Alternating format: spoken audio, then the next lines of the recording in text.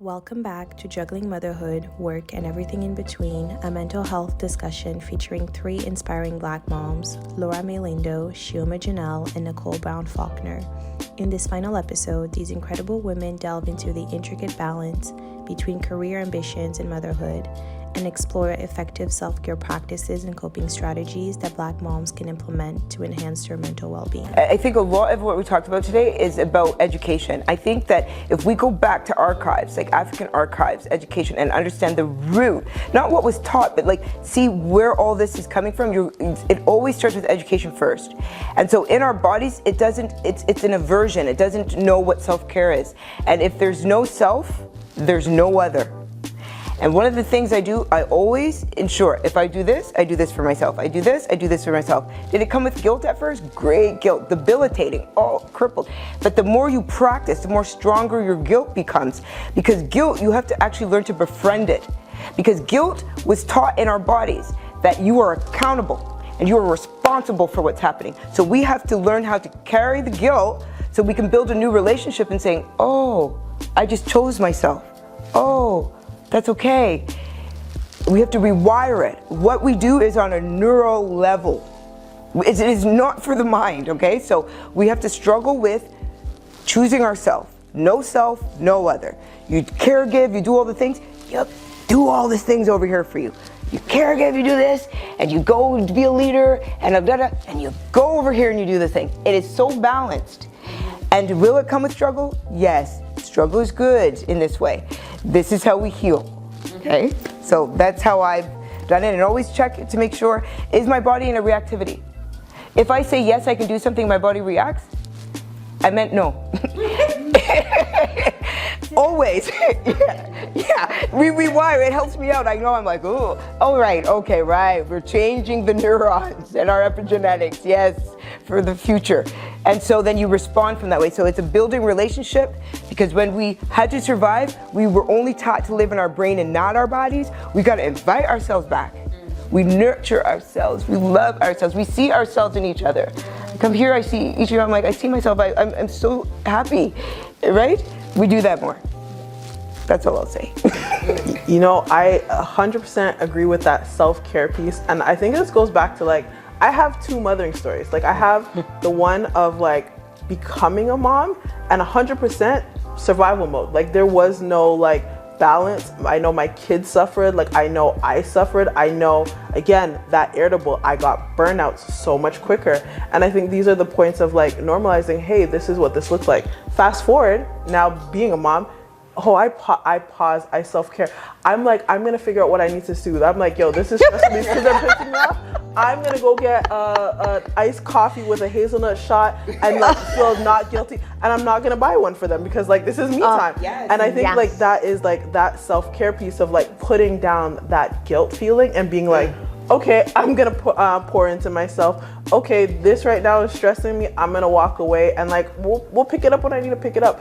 And it's really creating that sense of balance that I've literally like as like being a mom, I've been so intentional because the flip side of this is I can balance out my career. I can balance out being a mom and being present, and I can also pour into myself all the pieces where before I felt like I was lacking or I felt like I needed to work 10 times harder, not realizing that 10 times harder without any self-care wasn't getting me anywhere. So I think like those were like the pieces of it of like, again, I will echo that self-care. And I think it's that guilt-free self-care because I've gotten to a point of I refuse to be guilty when I'm pouring into.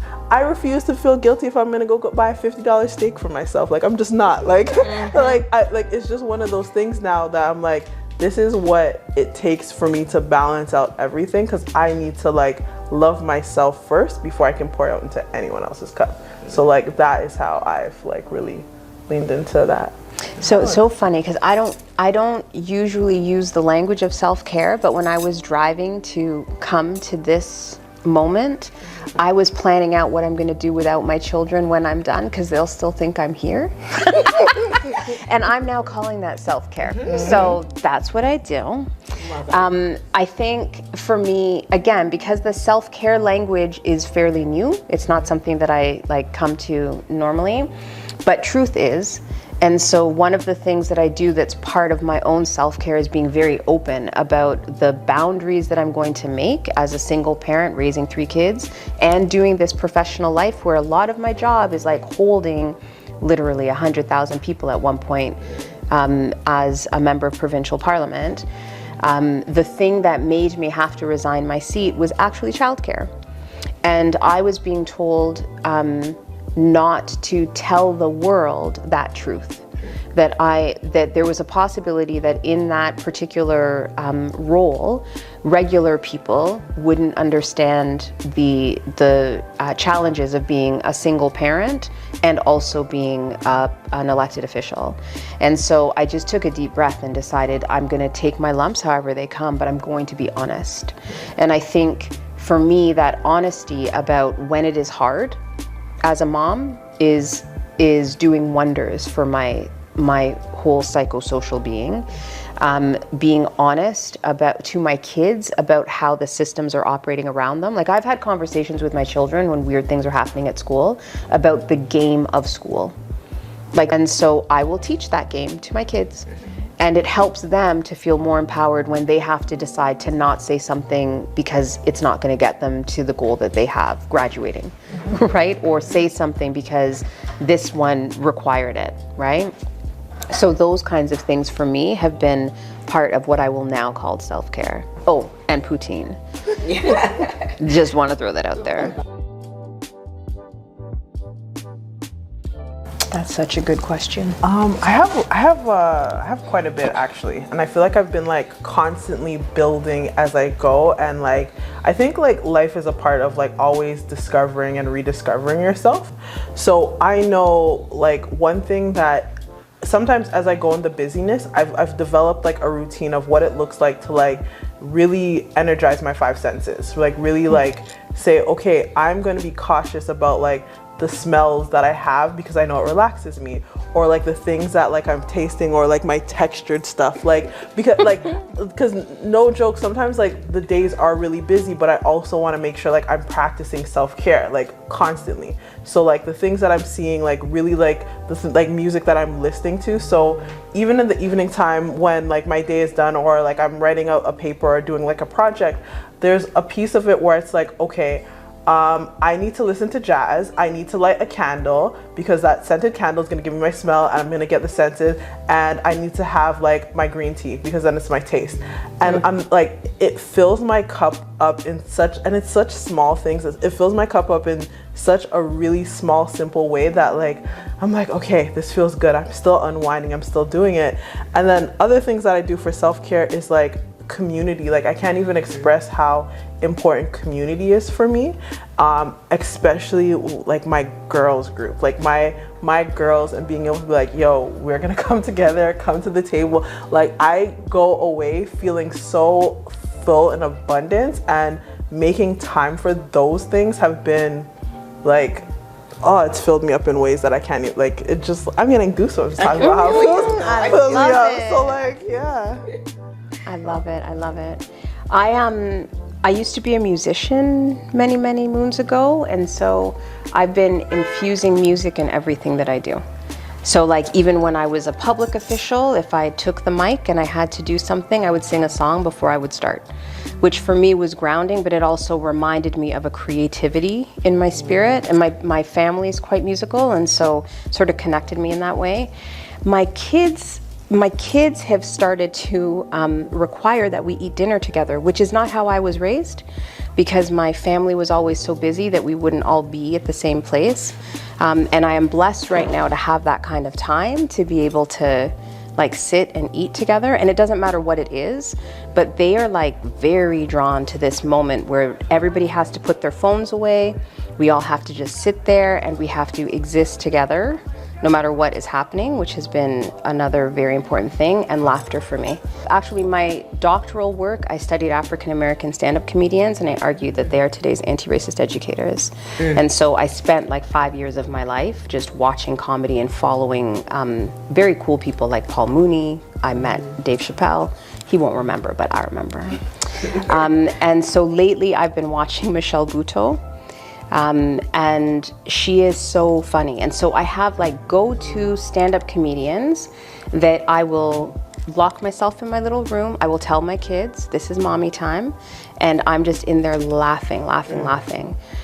Plus there's smart comedians, which I think is important. Like there's stuff that they're saying and thinking that make me feel like they see me. Do you know what I mean?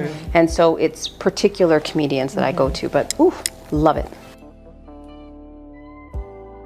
We are so rooted in survival, like all that was shared here is all right brain stuff. And if you understand how helplessness got trapped in your nervous system, which is trauma, it means that there is an overpowering power over you that you feel like you can't escape.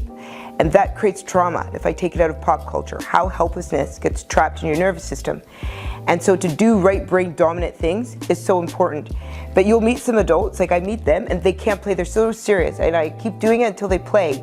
And even if it's a year of being in my interaction, they kind of crack like, a little bit, I'm gonna go. Because that idea of playing actually, the comedian, like the community, right? And I love community care, you see, is right brain stuff. And we need more play. I call it play. Rest our somatic bodies so that we can be in there. Okay? That's why we love music. Like we all love music. I love music. It's like if I'm not listening to music, I know I'm in a trauma response. I'm like, no, I'm not gonna do it. As soon as I listen, I'm like, oh, I did it. So good. Our body, it's right brain stuff, okay? So play is what I will offer mothers in whatever way that means, okay, for them. Yeah. I think that's a good point that you made, because like I agree, and you know, I actually, like, for my creative like brain, I have to paint. Like I have to paint and I have to move my body, right? And I've realized like finding time, even if like they're like hobbies or like just away from like the busyness, to just be like, I'm gonna pour and love in myself, whether that is with friends or like individually. I think it's so important. It's so important to find that like you time, like that just me time. So that is one thing that I would like give to other Black mothers. Yeah, and I would follow up on that, the reminder that self-care, whatever language you need to use to understand that it's just loving yourself, recognizing yourself, seeing yourself, that it can be simple. Like it doesn't have to be, because sometimes we deny ourselves that joy and love because we think we have to plan a big trip and where are we going to find the money, and you go down your spiral of why you can't. It can be the simple thing, the tea, your favorite tea, the music, your favorite song. Like for me, Prince, I play Prince in my car all the time. So everywhere I'm driving, I get to listen to Prince. There's a little bit of joy in that moment. And lately I've been doing gratitude journaling. Not just saying that I'm grateful for something, but actually writing down why I'm grateful for it. Like what was the impact of that thing that I've said I'm grateful for? Because what I realized was that I would do the first part, because the first part didn't have to have me connected to my emotions. The first part of just recognizing I did this. Oh, thank you to whoever that gave me the food over there, or the person that said thank you. But the real work for me was to connect to how I felt. And the why beside what I was grateful for did that. Like we need liberation, right? Because our bodies, again, I always go back to history. Like you have to think, like by the time we were 13 years old, we were probably already on the first child, because we tried to get at least 5 to 8 children in by the time we were 20, so that we could be free, right? From that. So we have to think about things like this, because what has happened is our bodies has become an object. So even dancing, like we don't even go back to our liberating ways of moving our bodies, because our bodies have been objectified and now it's a something. So we gyrate and we do this and they say, ah, how dare you? And we do it amongst each other. We had to, on the plantation we had to, right? Because it was classism, it's like where you are. So we need to bring that back. In a very non-attached way. We sing, we dance, we love what we love, and we play, and we all the things, because our bodies are now liberated again, and our ancestors dance and they rejoice and they love it. You can tell, and then we remember each other, and then it heals our children's children. We just, you know, it's hard to do because we're attached in the world, but the more healing we do, the more non-attached we become, the more liberated we can access our joy, not speak it. Oh, I'm joyful, I'm joyful. Our bodies embody it, and you know joy, you will feel it. You walk to the room, you say, joy is here. Yeah. Okay? So we do more of that.